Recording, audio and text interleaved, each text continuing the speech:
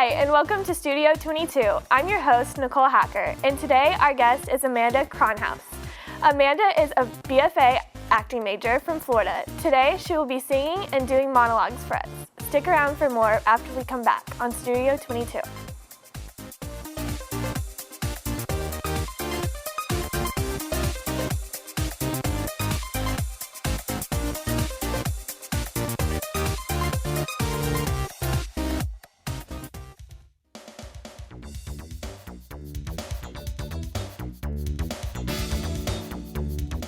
You need to leave.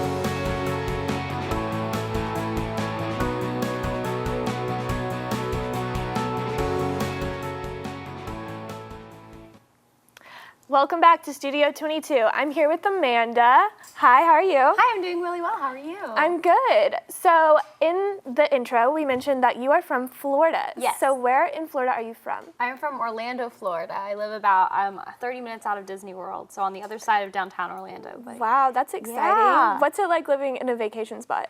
well, there's a lot of tourists, but I went to high school right in downtown, which is less touristy. But it's really nice because I can go to the beach for the day and then come right back. I live in a suburb of Orlando that's kind of 40 minutes out of Daytona and 30 minutes out of Orlando, so it's kind of in the middle. But it's really nice because you get to go to the beach and I can just go to Disney for the day and come back home and nothing ever happened, Wow. it's just really funny since so many people think that's Yeah. absolutely crazy. Yeah. But no, it's really nice, and I mean it's a great place to grow up. But I was ready to go elsewhere. You were? Yeah, That's surprising to me. So many people love to go to Florida and I know, all that. I know, it was crazy. It felt like a third of my high school went to college in Florida, but I really wanted somewhere different. I lived in Florida my entire life.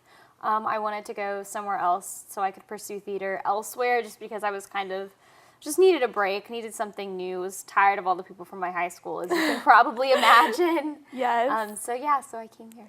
So what attracted you to OCU then?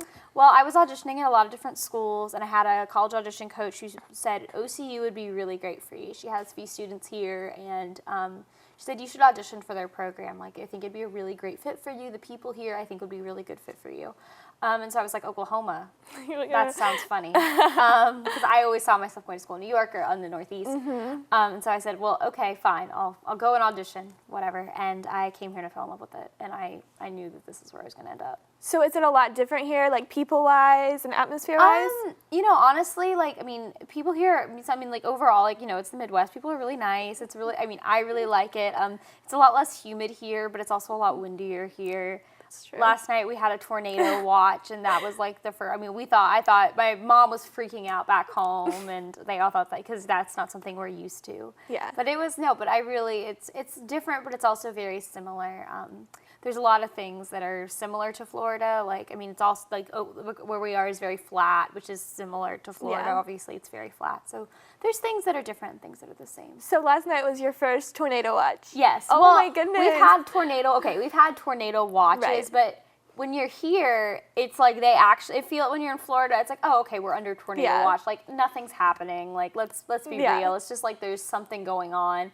We get hurricanes more often, but here, no one ever knows. I mean, like we're like 5 minutes from Moore, which is Tornado Alley, or 15 minutes. So it's it feels like something could actually happen, but. Yeah. So I was in just Walker last night. I wasn't in the music school, but I was like, I didn't feel like anything was gonna happen, but I was like, well, if something does, I'll just go to the basement. That's so funny to me because I hear the word hurricane and I'm like, oh no, thank you. When we have hurricanes, we have plenty of warning.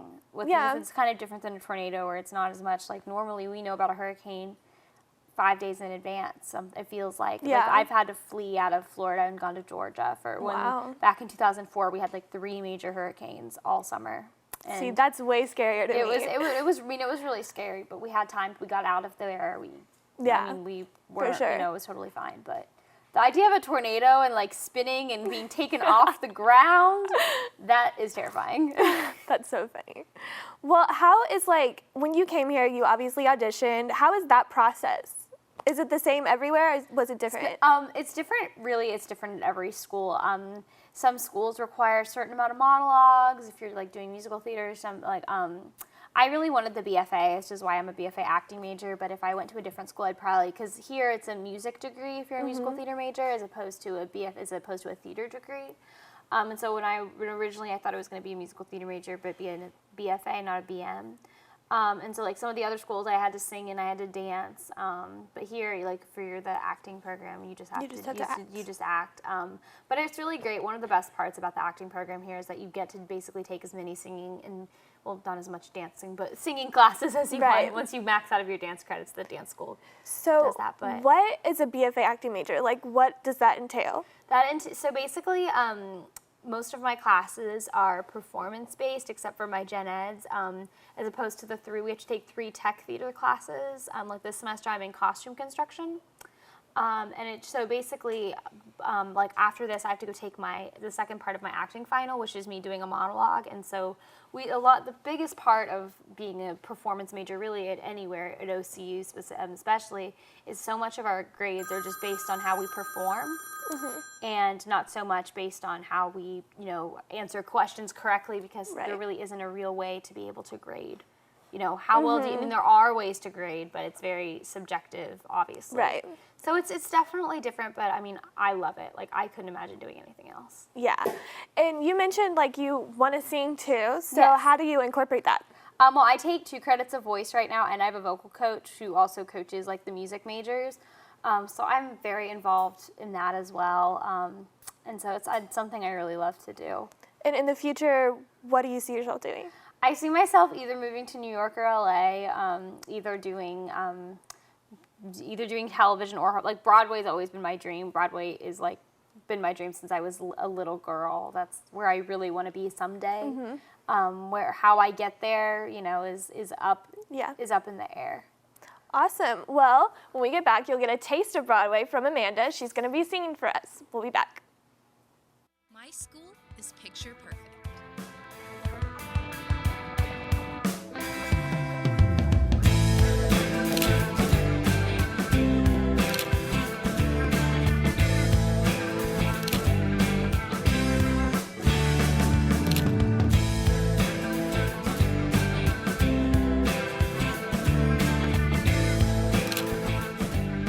My school is OCU. Hey, Oklahoma, do your part and help. Keep Oklahoma beautiful. This is our land. This is our pride. Our roadways that we travel, our lakes and parks that we love, our businesses that we build, our communities that we create. And that's why littering is not okay.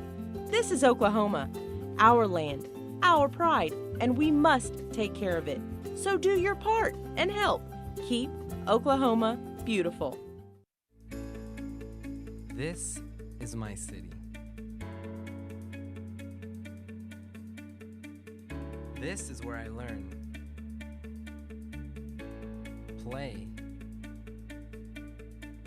work, eat. This is my city.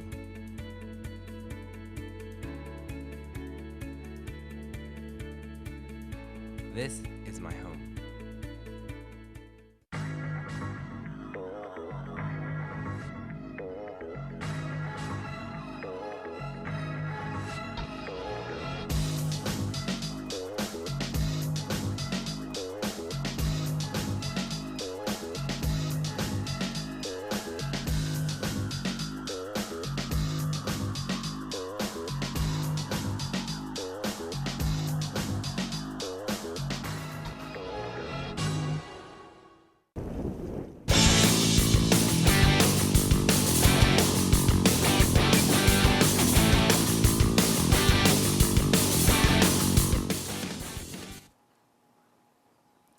Welcome back to Studio 22. Now Amanda will be singing Someone to Watch Over Me.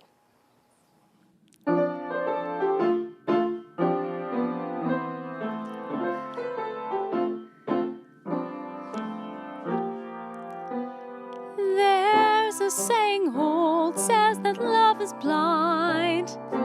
Still we're often told, seek and ye shall find.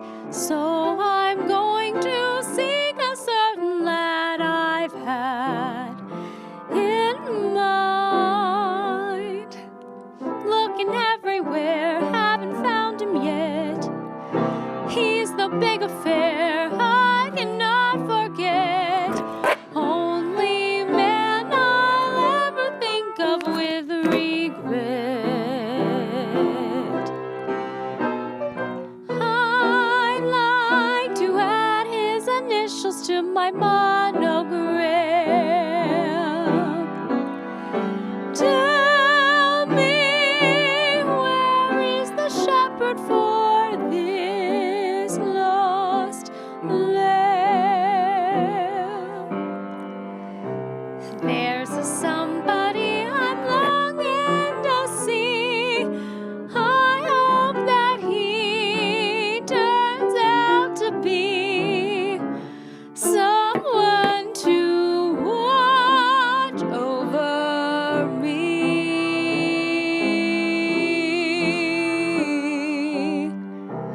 I'm a little lamb who's lost in the wood. I know I could always be good to one who'll watch over me. Although he may not be the man some girls think of as handsome, to my heart he carries the key.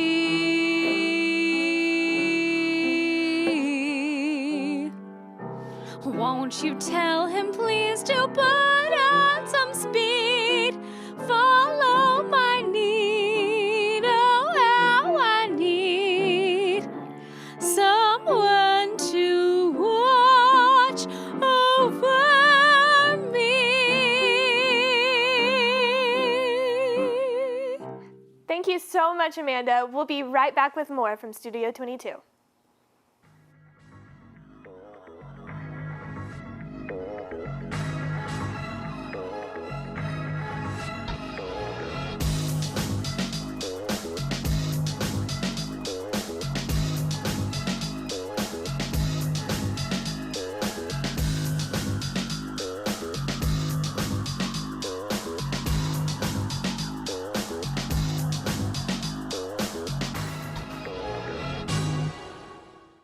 Some people don't think it's easy to be green. Audrey does it every day. Turn off appliances when they're not being used. Shut off the lights when you leave a room. Always recycle paper. Recycle plastic, too. Today, Audrey did her part in helping those who you can serve. It's that easy. Have you done the same? Visit okcu.edu/bluegoesgreen for more information.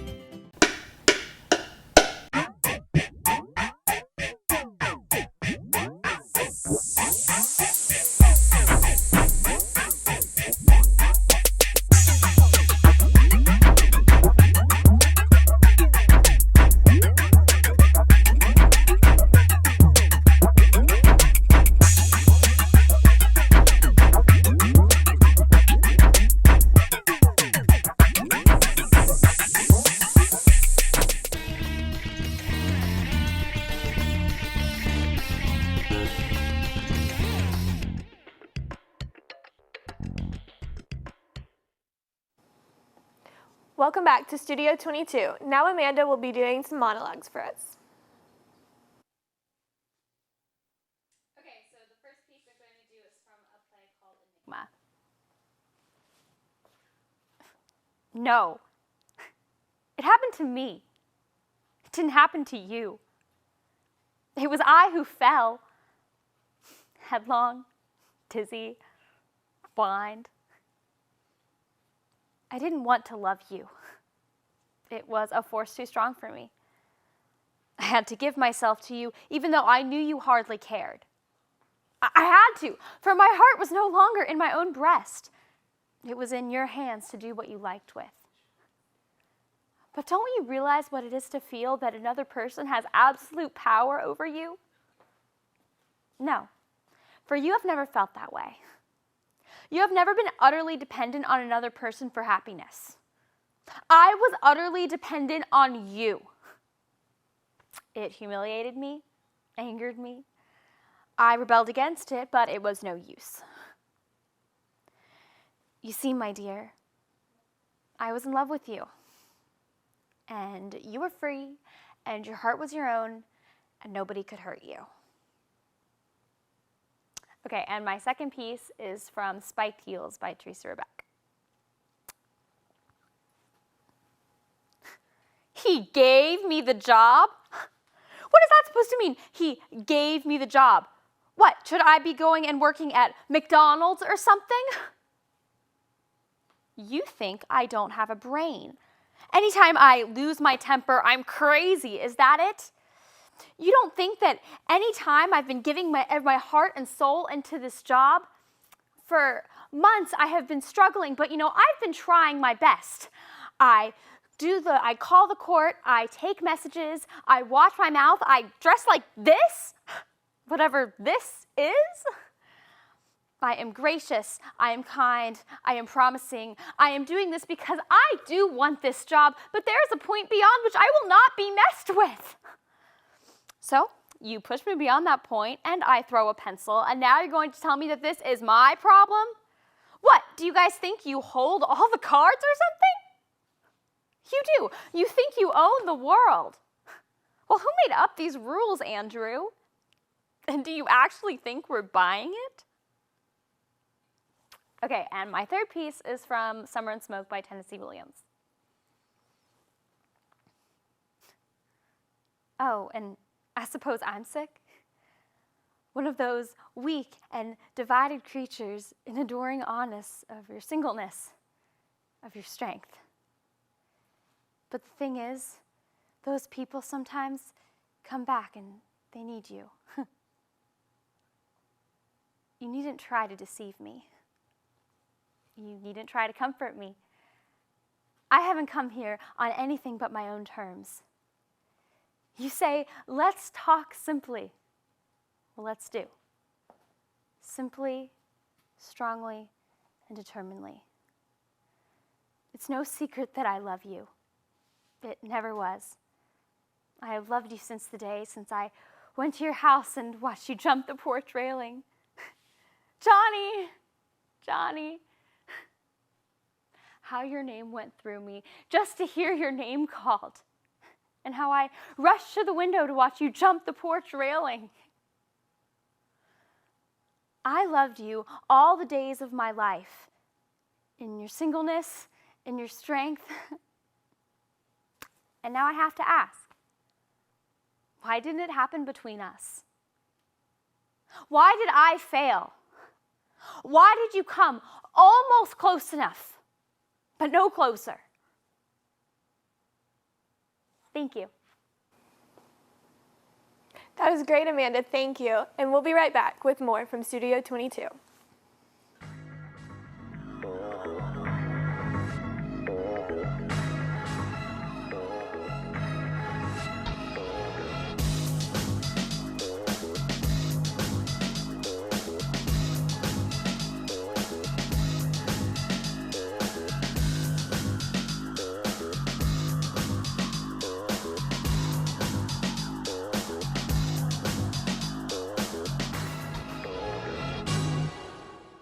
OCU is that open shot to a winning goal. Countless rehearsals for one flawless routine. Learning to serve before trying to lead. Learning a language everyone can understand. OCU is Me. Me. me. I'm OCU.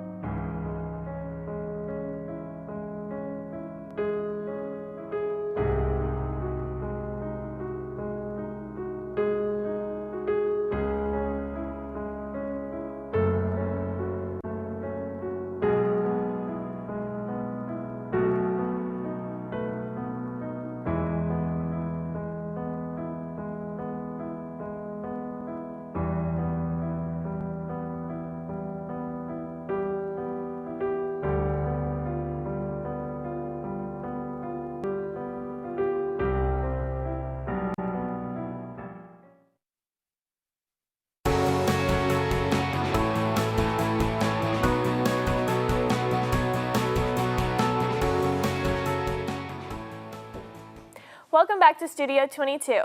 Amanda is still with us. Hello. That was so good. Thank you. So how did you start doing monologues? Well, when I was in elementary school, I went to an elementary school that did a little play every single year for all the different grades, and so that was something that was mandatory. It was like something you had to take part in.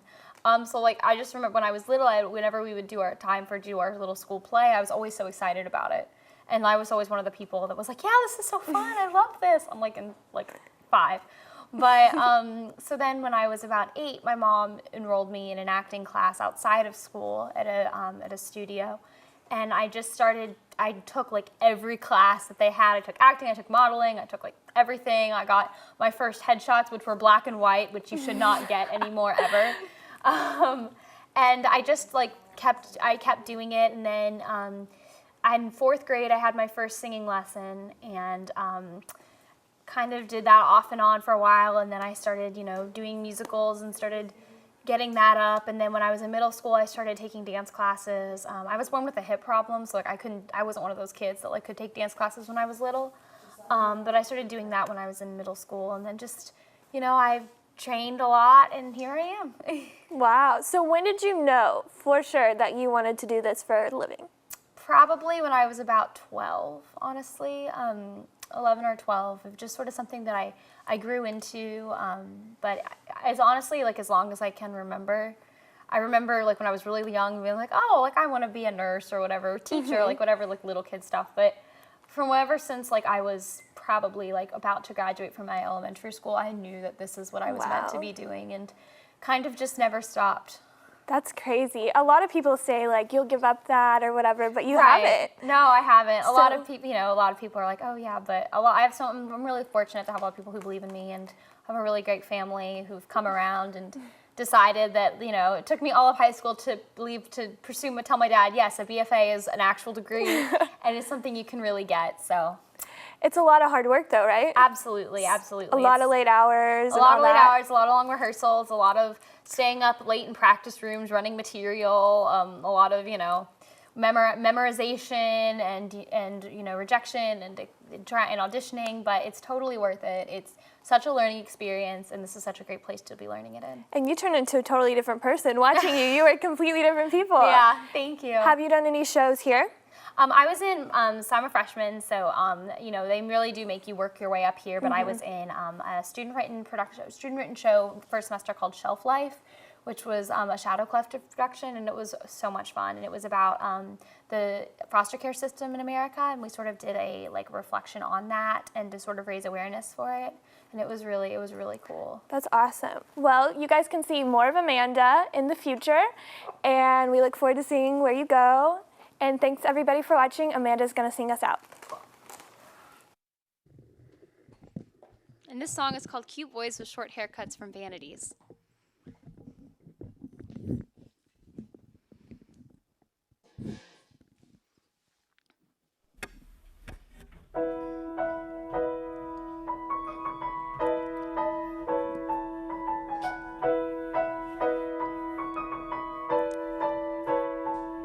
Seems like one of those where did I go wrong days. Can't stop crying and I guess I'm not so strong days. Lost the only guy I ever had. Seems like one of those, seems like I've been scarred years. Can't get out of bed and life is kinda hard years. No one ever made me feel so sad. Now all I see are cute boys with short haircuts walking by in a blur. And all I see is him and me, the way we always were. That's how it goes when cute boys with short haircuts send your senses astir. He says he's true, then ditches you for her. When you find a man, you don't want to share him. Soon there's always someone thinking she can snare him, laying out the perfect little trap. So you play it safe, sure you've got a smart plan. Soon it's just another love can fall apart plan. Guess sometimes we all could use a map to steer us through the cute boys with short haircuts in a maze of their own. And all I see is him and me, the way we always were. That's how it goes when cute boys with short haircuts sit high on some throne. I'm here below, unseen and so unknown. There was a time when everyone would notice me, before whatever strength I had was gone.